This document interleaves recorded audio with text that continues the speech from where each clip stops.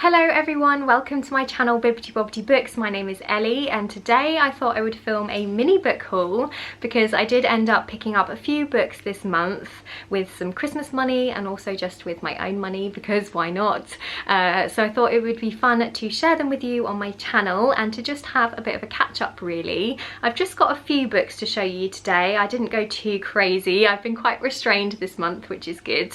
But yes, I am just going to dive straight in with the first book, which I'm very excited about, which is Muse of Nightmares by Laini Taylor. So this is the second book in the Strange the Dreamer duology, and I did actually read the first book, Strange the Dreamer, earlier this month. It was actually the first book that I picked up in 2022, and let me tell you, what a way to start my reading year. I absolutely loved the first book. I thought the prose was stunning, the story was beautiful. I just thought everything about it was amazing. So amazing in fact that I went and immediately bought the sequel. Funnily enough, I didn't actually realise that Strange the Dreamer was a duology. I thought that it was a standalone adult fantasy, and so I was very surprised to see the words "to be continued" at the end of the first book. But I was pleasantly surprised because I'm just not ready to let go of the characters or the world yet, so I cannot wait to get to the second book, and I really hope that it lives up to my expectations. But the first book follows our main character Laszlo Strange, who is an orphan of war, and he is brought up in a monastery, and he has always been a bit of a dreamer. He kind of lives with his head in the clouds, and so he really doesn't suit the very monotonous, structured lifestyle of the monastery. And so when he finds himself going to a library one day on an errand, he decides to never leave. And so the librarians find Laszlo sort of hidden amongst the stacks, and the librarians take him under their wing and train him to be a librarian himself. And so Laszlo starts off working in the library, and this really suits him because it means that he can study his passion, which is this mythical lost city known as Weep. So in this world there is this mythological city which no one can actually remember the original name of. Everybody just refers to this city as Weep, and Laszlo has always been incredibly fascinated with this city. He wants to find out more about it. He wants to know why no one can remember its original name, and he wants to know the reason why this city has ended up being cut off from the rest of the world.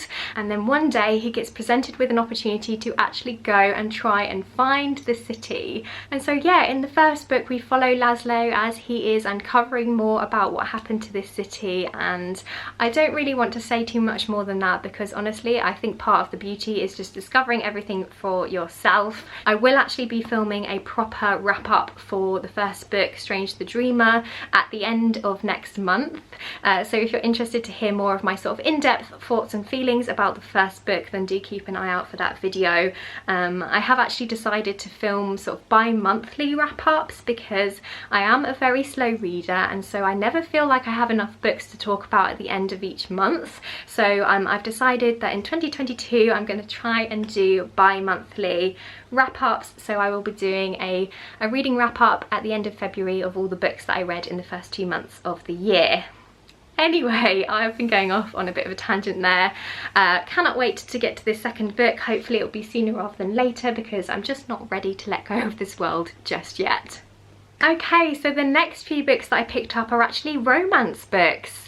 Now that's a genre that I don't typically read. I'm not a big romance reader, but I thought it would be really fun to try and push myself out of my comfort zone a little bit and to pick up a bunch of romance books next month, and to just try and kind of see what my tastes are when it comes to romance, because I do find romance books tend to be a little bit hit and miss for me.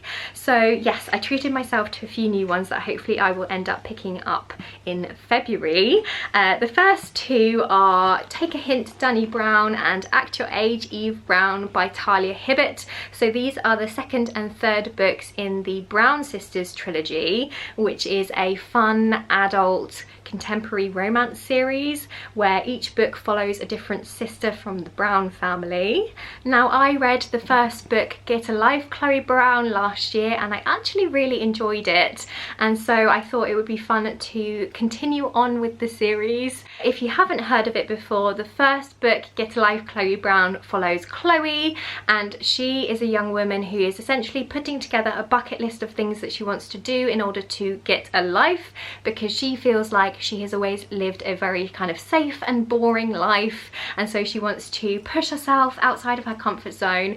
And the first thing she does is move out. So she moves into her own apartment, and that is where she meets the love interest, who is a man called Red, who actually is the superintendent of her building. And Red basically helps Chloe to tick off all of the things on her bucket list, and a romance ensues. I'm sure you can all see where it's going, but I really enjoyed the first book. I thought the banter between Chloe and Red was fantastic, and I really enjoyed how it became quite a healthy and supportive relationship between the two characters, because they both have quite a lot going on in their lives. So Chloe is a woman with fibromyalgia, so she has to deal with her symptoms of chronic fatigue and chronic pain on a daily basis, and she also has some trust issues as well. So some people in her past were pretty unsupportive when she was getting her diagnosis, and she had some people in her life who were very not understanding and very ignorant of her condition.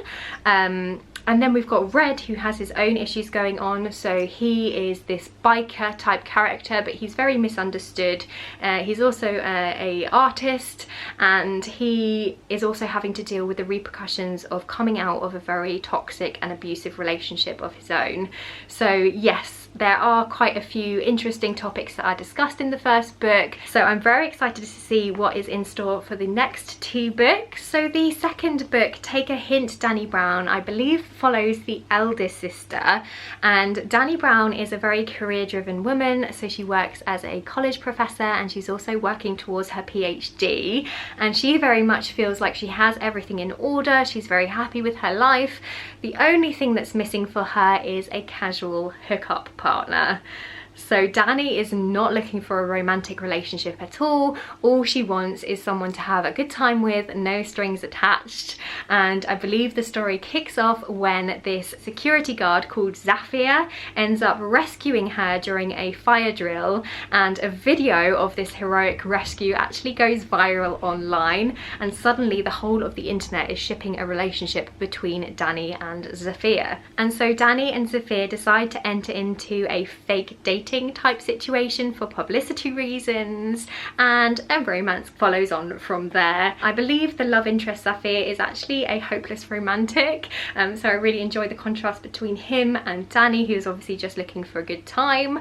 So yes, I'm expecting lots of drama, as we have Dani, who is trying to seduce Zafir behind the scenes. Meanwhile, Zafir is trying to melt Dani's cold heart. I think this is going to be a lot of fun, and I cannot wait to get to this one. The third and final book in the Brown Sisters trilogy is Act Your Age, Eve Brown. So in this one we're following the youngest sister, Eve, who is a bit of a hot mess. So she doesn't really have her life together like her other two sisters. She struggles to hold a job down and kind of flits between this and that, and for that reason she receives a lot of criticism from her family, and she ends up just kind of driving off because she's had enough of it all, and she stumbles across this B&B which is advertising for a chef position. And so Eve decides to interview for the chef role, even though she doesn't have any qualifications for the job really, and somehow she ends up working in the B&B, and the B&B is owned by a man called Jacob, who I'm assuming is the love interest. And Jacob is the kind of person who always likes to be in control. He's a bit of a perfectionist, and is very much in contrast to the kind of chaotic, wild, sunshine type character that Eve is. So yes, I'm very excited to see how the two different characters play off each other, and to see how their romance develops. And I also know that this story has autism rep in it as well, so I believe both of the main characters are on the autism spectrum, so it will be really lovely to see some neurodivergent representation in here. And it is also own voices, because as far as I'm aware the author herself has autism. So yes, I'm very much looking forward to that one as well. And the final book that I have to share with you today is another romance, but it's a little bit different. So this is A Touch of Darkness by Scarlett St. Clair. So this is a Hades and Persephone retelling, which has received quite a lot of buzz online. So this is more of a kind of fantasy romance, and honestly I don't know a huge amount about this one. I've just seen it everywhere, and I am a bit of a sucker for a Hades and Persephone retelling, as a lot of people are, and so I thought this would be fun to give a go, and would also be a little bit different from the sort of contemporary romances that I have on my shelves. So yes, I don't know much about this one, so I'll give you a read of the blurb. So it says on the back here, Persephone is the goddess of spring in title only. Since she was a little girl, flowers have only shriveled at her touch. After moving to New Athens, she hoped to lead an unassuming life disguised as a mortal journalist. All of that changes when she sits down in a forbidden nightclub to play a hand of cards with a hypnotic and mysterious stranger. Hades, god of the dead, has built a gambling empire in the mortal world, and his favourite bets are rumoured to be impossible, but nothing has ever intrigued him as much as the goddess offering him a bargain he can't resist. After her encounter with Hades, Persephone finds herself in a contract with the god of the dead, and his terms are impossible. Persephone must create life in the underworld or lose her freedom forever. The bet does more than expose Persephone's failure as a goddess, however. As she struggles to sow the seeds of her freedom, her love for the god of the dead grows, a love that is both captivating and forbidden. Ooh! So this is a urban fantasy, so it's set in kind of like a modern setting in New Athens. I enjoy the fact that Hades has built this like gambling empire. That sounds really interesting, and yeah, I don't know. It's received a lot of buzz, so I'm hoping that it will be a fun time, and yeah, it will just be a little bit different and something fun to pick up in February. So that's all the books that I wanted to share with you today. Please let me know if you have any romance recommendations, because as I said, I am hoping to pick up quite a few romance books in the month of February, and I am in fact planning to film a dedicated romance reading vlog. So if you have any recommendations, definitely let me know down below, and in particular if you've got a recommendation for a romance audiobook, because I think it would be really good to have an audiobook on the go as well. Please let me know. But anyway, that's it from me for today. I hope that you've enjoyed this video, and I guess I will see you next time with another video. Bye!